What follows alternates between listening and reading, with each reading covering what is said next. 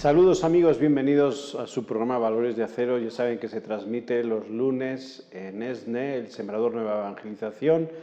Saludamos a todos los que nos ven desde Costa Rica, desde República Dominicana, también desde Guatemala, aquí en México, en Ciudad de México y en diversas zonas del país. A través de los que nos ven de otros países por las redes sociales, saludamos a todos. Estamos en el mes de septiembre, iniciamos un nuevo mes con nuevas intenciones, con nuevos sueños y nuevas ilusiones. Con nosotros hoy está Felipe Monroy. Gracias, Felipe, por estar aquí con nosotros. Estamos emitiendo desde el Postulantado San Agustín. El Postulantado es un centro de formación de jóvenes que quieren entrar a la vida religiosa, a la vida agustino-recoleta. Este centro de formación está en Ciudad de México, en el sur de la ciudad. Agradecemos que hayas venido aquí a este lugar a compartir con nosotros lo que ha sucedido en el mes de agosto, finales de julio, principios de agosto. El ECO, yo creo que ha sido ya principios de agosto, finales de julio, la JMJ en Cracovia. Tiene unos tonos y unos matices diferentes. Cuando es un encuentro con los jóvenes, inyecta alegría, esperanza, ilusiones. Yo quisiera empezar este viaje del Papa, vamos a comentarlo, Felipe. Tú que eres experto en todos estos temas religiosos, que has acompañado a algún Papa, Benedicto XVI, ¿verdad? Bueno, pues y al Papa Francisco cuando vino aquí a México. Yo quisiera comentar, en medio de toda esta situación de violencia, la visita del Papa Francisco a Auschwitz, al campo de concentración. En medio de toda esta cadena de violencia que hay en Europa, que también amenaza a América y a todo el mundo, cómo es este silencio y este paso y este caminar y estos abrazos con quienes estuvieron allá. Bueno, no se sabe bien por dónde empezar, con franqueza. Dices muy bien, la situación social que padece, digamos, el mundo contemporáneo pasa por palabras que se nos han estado haciendo muy comunes: terrorismo, segregación, refugiados, guerra. El propio Papa Francisco, en el encuentro con los periodistas en el viaje a Polonia para participar en la Jornada Mundial de la Juventud, insistió, fue muy incisivo, además muy insistente en esta palabra: vivimos en una guerra, vivimos la guerra. Como grandes guerras hubo en el 14, lo dice, eso es casi textual, la guerra del 14, 1914, la Primera Guerra Mundial, la guerra del 36 al 45, la Segunda Guerra Mundial. Sí, tenemos una guerra diferente, pero que no se confunda. No es una guerra religiosa, no es una guerra de este modelo ideológico, es una guerra muchísimo más compleja, en donde mucha gente muere, mucha gente padece los estragos de la guerra, las confrontaciones, que no necesariamente son estas grandes batallas que podemos quizá pensar en la Segunda Guerra Mundial, la Primera Guerra Mundial. Son batallitas pequeñas en donde padece mucha gente y las consecuencias son muy graves, son más graves de lo que a veces creemos. Es decir, quizá nos hemos estado acostumbrando a esta guerra, a este gran dolor de mucha gente, y no tenemos que hacerlo, no debemos acostumbrarnos a ello. Quizá por eso en este viaje a Polonia para participar en un encuentro juvenil, un encuentro de mucha alegría, de mucha festividad, el Papa se da la oportunidad, y además es un mensaje muy claro, el poder estar en el campo de concentración, pues también tristemente famoso, de Auschwitz, en donde en medio de una celda, de un campo de concentración, donde seguramente pasaron muchas almas y muchas vidas, por odio, no solamente por un odio muy específico, sino un odio general, un odio a la humanidad, un odio a la vida, y el Papa hace un silencio allí. Para mí me parece que este momento en el que el Papa, en ese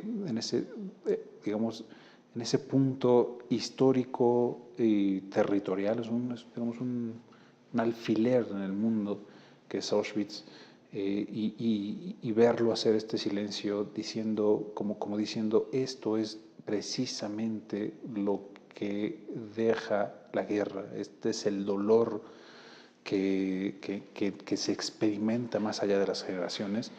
Es un dolor que tenemos hoy y que no lo queremos ver con esa gravedad, con gravedad espiritual, gravedad moral. Es lo que tenemos en puntos, en esos alfileres como Niza, con esta situación tan grave que padecimos, o lo que padece también Estambul, en Turquía, con varias situaciones tan dolorosas en República Centroafricana, en Libia, en Medio Oriente, en China, en América, en México. Estas situaciones esta guerra que el Papa Francisco le ha dado un cuerpo y le dio esta oportunidad en Auschwitz de poner ese alfiler al mundo en un periodo histórico. Nosotros creo que tenemos que poner ese alfiler grande en nuestro momento histórico, en nuestra realidad, en nuestros territorios, en donde precisamente el odio, la guerra, la destrucción, pues ha estado haciendo estragos. Y quizá, como son tantos, quizá como tenemos un pensamiento diferente, quizá como no somos cristianos, o no somos musulmanes, o no somos ateos, o no somos no nos está pasando a nosotros, no somos tan solidarios ni tan sensibles ante este dolor. El silencio del Papa en esa celda de Auschwitz, y yo creo que debe ser un ejemplo de este silencio que tenemos que también tomar en las situaciones tan dolorosas que viven tantas naciones y tantos países. Un silencio que debe hacernos mirar hacia dónde estamos construyendo el mundo, hacia dónde estamos construyendo estas relaciones humanas, estas relaciones políticas y económicas, porque si no las mejoramos, si no las construimos hoy, si no las trabajamos, digamos, anímicamente bien, cristianamente positivas o evangélicamente positivas, en el futuro algún papa, el papa que sea, el papa del futuro, va a estar en ese punto con ese mismo silencio, recordándonos tanto dolor que pudimos evitar. Un silencio en la celda además donde estaba Maximiliano Kolbe, un mártir. Yo no sé cómo lo ves tú desde ya del lado sí periodístico, también mexicano, porque bueno, un campo de concentración, muerte violenta, discriminación al pueblo judío, y pues uno desde México lo mira y mira 10 años atrás y es lo mismo, ¿no? En México se está viviendo una persecución religiosa silenciosa, cruel.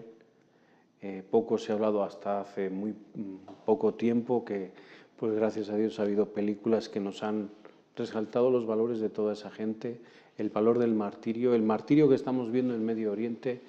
Todo esto desde la perspectiva de un periodista católico a la hora de redactar el silencio, a la hora de hablar, ¿no?, a la gente y de comunicar ese silencio del Papa Francisco, esa historia cargada y emotiva que lleva cada uno, cómo lo puede reflejar y cómo lo puede conjuntar de tal manera que sea, si no objetivo, que salga lo más equilibrado posible. Yo creo que no es posible, es decir, tenemos que implicarnos en la realidad que vivimos. El Papa, después de esto, hace una aclaración sobre los campos de concentración y también pone un poco la cuota de vergüenza sobre las naciones, sobre los que pudieron hacer algo y no lo hicieron. Quizá lo pone en un terreno muy fácil, quizá en medio de la guerra tenían muchísimas más complicaciones que las que hoy vemos, pero él decía, bueno, para evitar el tráfico de tantas personas a los campos de concentración bastaba dinamitar las vías del tren y nunca lo hicieron. No sabemos.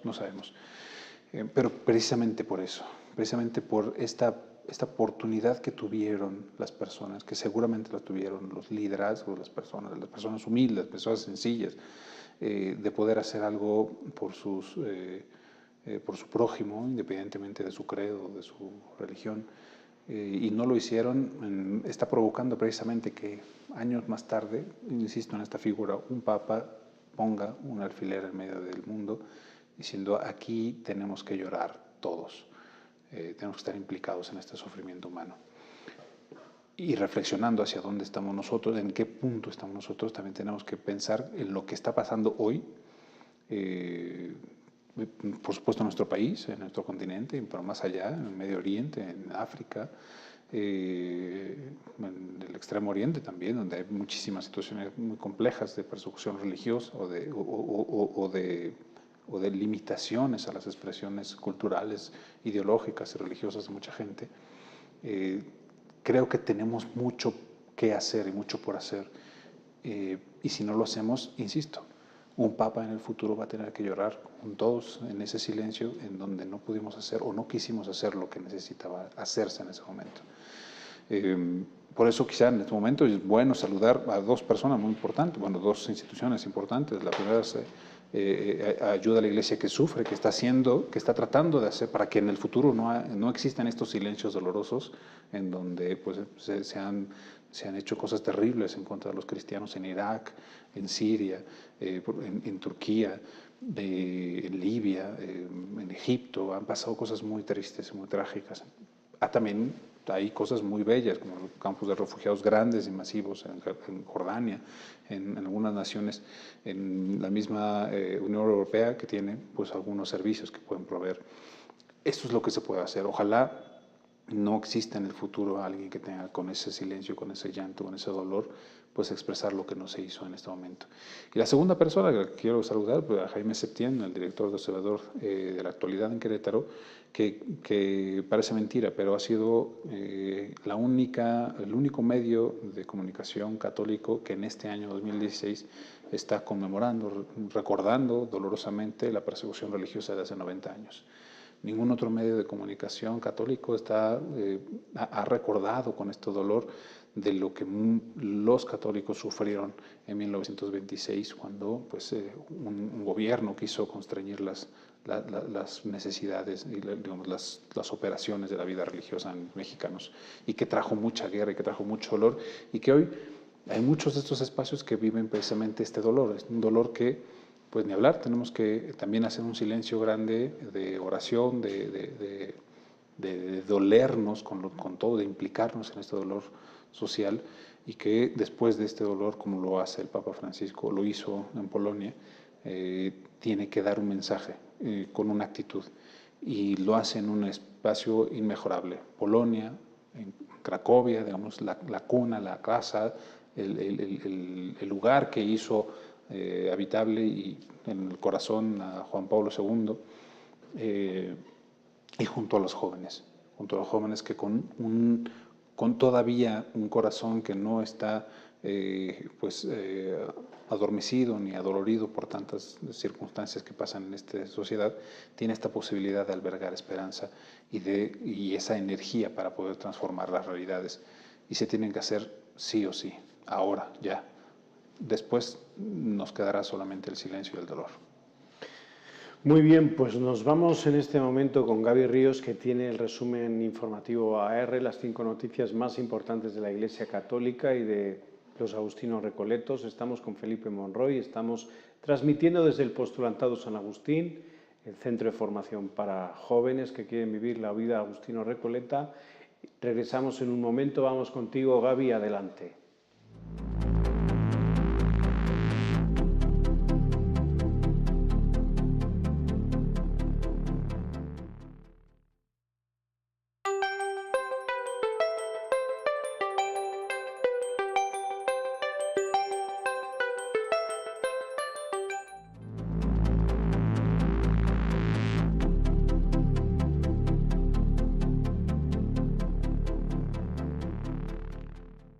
Gracias, Gaby Ríos, por esas 5 noticias más importantes de la Iglesia Católica y de los agustinos recoletos. Estamos con Felipe Monroy, experto en temas de la Iglesia Católica.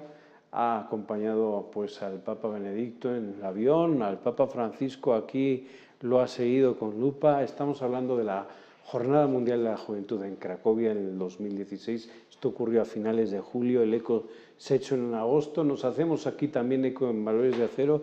Estuvieron los jóvenes agustinos recoletos también ahí presentes.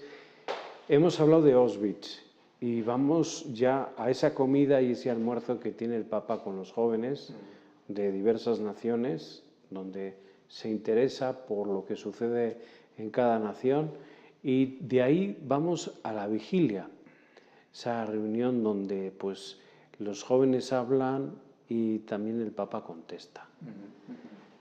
¿Qué te pareció todo este, vamos a decir, este montaje, entre comillas, sí? Porque, bueno, pues fue un montaje grandioso, ahí los polacos pues se la rifaron y muy bien, ¿eh? Y bueno, pues ahí hubo cosas que anotar, ¿no? Gestos que yo creo que debemos de conservar y que tenemos que sacar de vez en cuando. ¿Qué destacarías tú? Bueno, quizá el propósito inicial de realizar la Jornada Mundial de la Juventud en Polonia, también en casa de, digamos, la cuna de Juan Pablo II, también la cuna de grandes hombres y mujeres santos en la Iglesia Católica, mártires también, procesos difíciles que ha vivido esta nación, no solo en el siglo XX, de siglos atrás ha tenido sus complicaciones culturales y políticas difíciles. Polonia se encuentra de cierto modo pues haciendo un poco la diferencia geopolítica, porque para los europeos Polonia está más en la frontera de la Europa oriental que hacia la Europa occidental. Pero para el mundo entero Polonia es el centro europeo, es decir, quizá para muchos es la última frontera de la Europa cristiana, que empieza de cierto modo con el ejemplo y con el martirio y también con la misión, empieza a bañar culturalmente, no solo religiosamente, no solo celebrativamente, sino culturalmente a la Europa occidental. Conocemos que tiene sus raíces y sus valores cristianos fuertemente marcados, y que el Papa Benedicto insistió tanto en salvaguardarlos.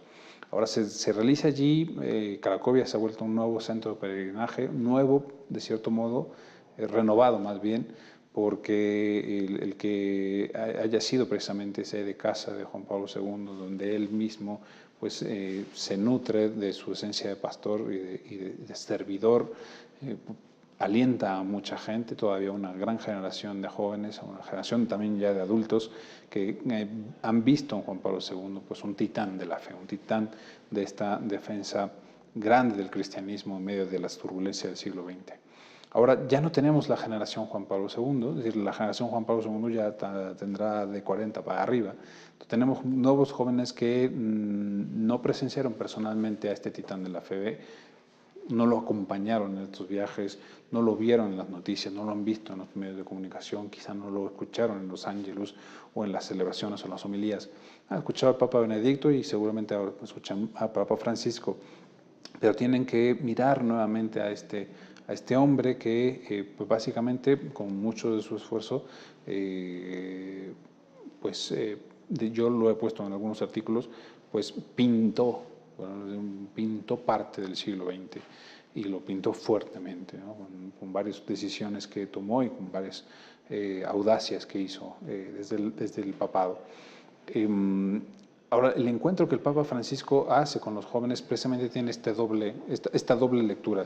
Un encuentro con una juventud renovada que tiene que reencontrarse con el titán Juan Pablo II, y también una juventud que tiene una dimensión diferente a la juventud del siglo XX, una manera de comunicarse diferente, una gesticulación diferente, una manera de pensar el mundo quizá más breve, más inmediata, con más proximidad, más en sentido app, ¿no? En aplicación, en tecnología, es mucho más vertiginosa. El Papa les quiso seguir el paso, y por ahí viene un chiste, ¿no? de esto que pasó también en Cracovia, pues le quiso seguir el paso y pues nada, se tropezó, porque es difícil seguir el paso a esta juventud.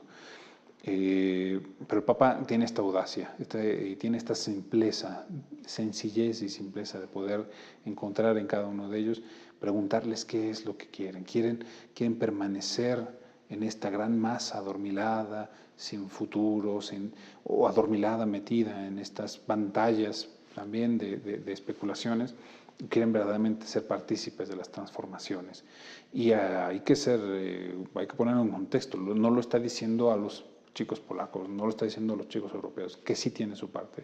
Lo está diciendo, eran más de 300.000 peregrinos que fueron, se habían registrado casi 500.000 de jóvenes. Es decir, un planeta entero de juventud y de vitalidad, que desde diferentes regiones va a Cracovia, Polonia, y recibe ni siquiera recibe un mandato.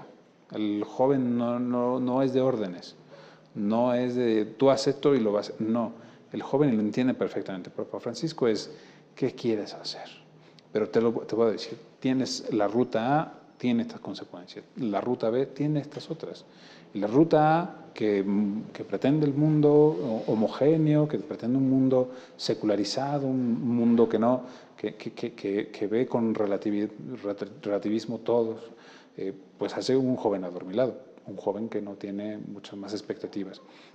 Pero el camino B, que es un camino más sacrificado, que es un camino un poco más doloroso, pues es un camino con más recompensas personales, espirituales, es un camino de compromiso. El Papa Francisco, aunque no lo insiste directamente en el mensaje de los jóvenes, pues recuerda mucho a esto que en Roma ha venido diciendo, de esta parte de implicarse. Tienen que implicarse y esto implica, o sea, no es solamente un compromiso de estar presentes y hacer un poco de bulto, no. Tienen que entregarse completamente en algo que les exige no su fe, no su religión, les exige el mundo, les exige su generación y la generación que venga. Y esa parte quizás es una de las cosas más importantes que puedo rescatar del mensaje del Papa a los jóvenes. Y por supuesto esta sencillez, esta simpleza de dejarse coachear incluso en cierto punto por los jóvenes, pues sabiendo que las realidades que él vive, pues ricas, fecundas sin duda, pero también limitadas, por supuesto por su edad, por supuesto por su condición de pontífice y por supuesto de vivir precisamente en medio, ¿no?, del papado, de la Santa Sede, que si bien tiene un gran recurso de información, a veces las informaciones más simples, más sencillas de cómo viven los jóvenes, de cuáles son sus anhelos, cuáles son sus expectativas, pues son las que son más difíciles de que un pontífice o un líder pueda recibir, y él las quiso recibir personalmente de ellos. El mensaje, por ejemplo, yo me acuerdo de Miguel, el uruguayo, estuvo en una fazenda en Brasil, el mensaje que él da a todo el joven que sufre, incluso a un sirio que venían de las comunidades que están en guerra, perseguidas. Esta capacidad de comunicación del Papa Francisco, ¿cómo la ves? Está mal comparar, ¿no? Pero ¿cómo la ves de la capacidad del Papa Juan Pablo II, San Juan Pablo II, con los jóvenes? Porque él era también muy entusiasta, era muy directo, pero yo siento que como que el Papa Francisco aborda de otra manera, más sencilla, como dices tú, y llega a más gente, no solo al joven, sino al que no es tan joven. Tú, desde la labor periodística, ¿cómo has vivido este cambio? Vamos a poner de Juan Pablo II, Sí. siendo de esa generación, ahora redactando estas noticias y este hecho comunicativo del Papa Francisco. Bueno, lo que es cierto es que el Papa Juan Pablo II, San Juan Pablo II, también tenía tenía una capacidad anecdótica bárbara. Es decir, también agarraba muy bien los discursos preparados, los modificaba bastante bien para que fueran significativos a una audiencia, y particularmente a los jóvenes. Porque él, me parece, siempre tuvo un mensaje de muchísima audacia, de mucha energía, a pesar de después de la enfermedad, del propio cansancio de la persona de Juan Pablo II, su mensaje seguía teniendo mucha energía, es decir, una inconformidad de que las cosas estuvieran como están. No, me parece que, conociendo la propia historia personal de Caro Bohdila, de la historia de su nación, de la historia también del papado a las finales del siglo XX, él mismo sabía que no había imposibles. Sabía que a pesar de que las noches puedan ser muy profundas y muy oscuras, siempre había una potencialidad para desgarrar completamente esa tela oscura y hacer brillar la luz. Una confianza cristiana que, pues hay que decirlo, nace precisamente de su creencia, del evangelio vivido y de sentido en su persona. El Papa Francisco tiene lo mismo, el asunto, que es quizá por el terreno latinoamericano, es que nosotros siento que tenemos esta parte, ¿no? de saber que las situaciones tienen dos sopas, hay de dos sopas. Hay plan A y hay plan B, y a veces hay plan C. Pero para poder discernir sobre cuál plan es el que se debe de seguir, pues hay que escuchar. Y la cultura latinoamericana es de mucho diálogo. Mucha gente se sorprende, muchos europeos se sorprenden que cuando nosotros decimos vamos a tomar un café, es de estar horas en torno a una taza de café, 2, 3 horas. Cuando tomar un café en Europa es y nos vamos. Eso fue el café. Nosotros dialogamos, tratamos de confrontar muchas ideas. Y el Papa Francisco lo sabe, y sabe que la complejidad del mundo actual no solo le pide del Papa, que sí lo debe exigir, una guía, una dirección muy clara hacia dónde ir. Pero el Papa, además de decir la guía, además no es la guía del Papa, es la guía del Evangelio, es la guía de Jesucristo, está consciente de que esta guía no la puede dar si no es a través de todas las demás historias que vienen sucediendo en las diferentes fronteras. En la frontera juvenil, en la frontera de los refugiados, en la frontera del desarrollo, en la frontera del progreso. ¿Qué cosas pueden ser útiles? Y a partir de todo esto, recordar que siempre hay un camino, una verdad, una vida, y tiene un nombre, y ese nombre es Jesús, y está junto a la humanidad, le está acompañando por siempre. Es una cosa que el Papa, pues al final con esta actitud lo trata de reflejar.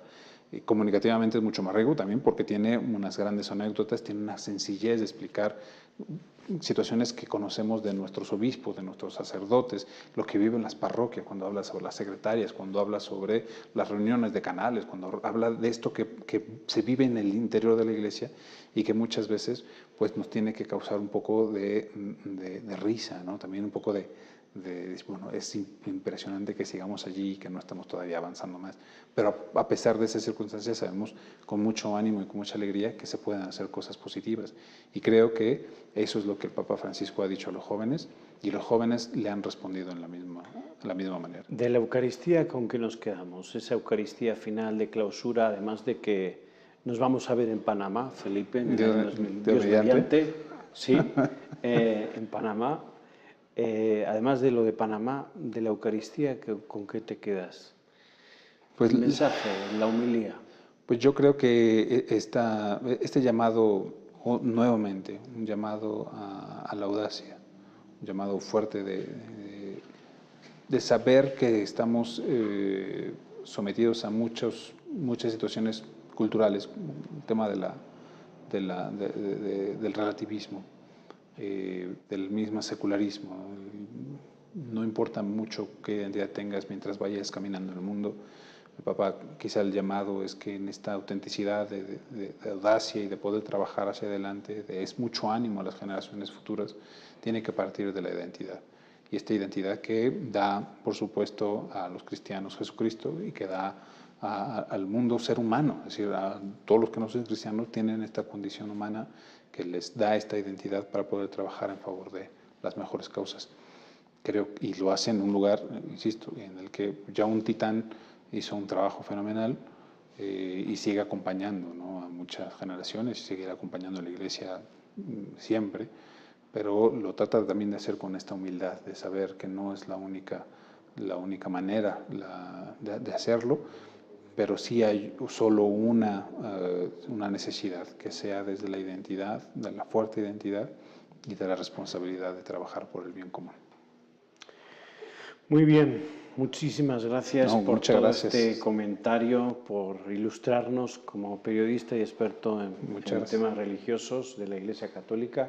Gracias a ustedes por seguirnos a través del Sembrador Nueva Evangelización, a través de las redes sociales. Nos vamos con el último mensaje que da a los jóvenes en el aeropuerto en Polonia, que lo hace en castellano. Les voy a pedir a los de producción que nos lo muestren ahora mismo, que es ese de agradecer la memoria, no tenerla en cuenta, el coraje, la ilusión, tener sueños e ilusiones. Con eso nos vamos, eso es lo que les ofrecemos para esta semana. Nos vemos en el siguiente programa, hasta la próxima. Ustedes son la esperanza del futuro. Y es verdad, pero con dos condiciones. ¿Quieren ser esperanza para el futuro o no? Seguro. Con dos condiciones.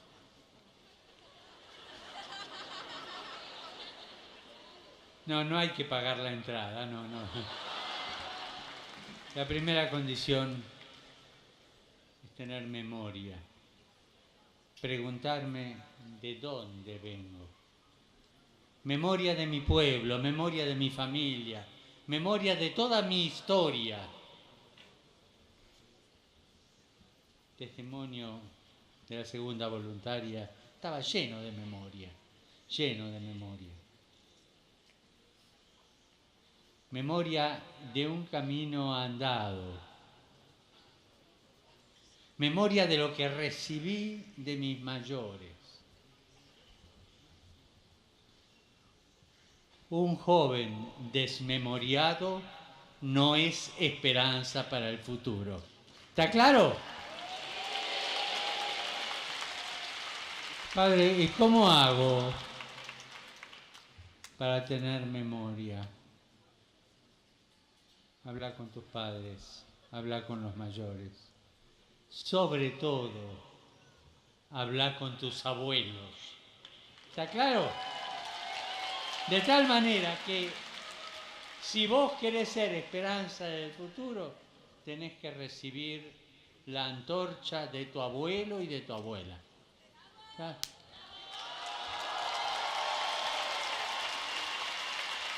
Me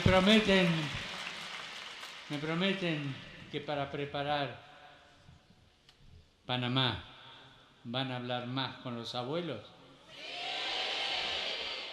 Y si los abuelos ya se fueron al cielo, van a hablar con los ancianos. Y les van a preguntar. Pregúntenle, son la sabiduría de un pueblo. Entonces, para ser esperanza, primera condición, tener memoria. Ustedes son la esperanza del futuro, le dijo el obispo. Segunda condición. Y si para el futuro soy esperanza y del pasado tengo memoria, me queda el presente. ¿Qué tengo que ser en el presente? Tener coraje.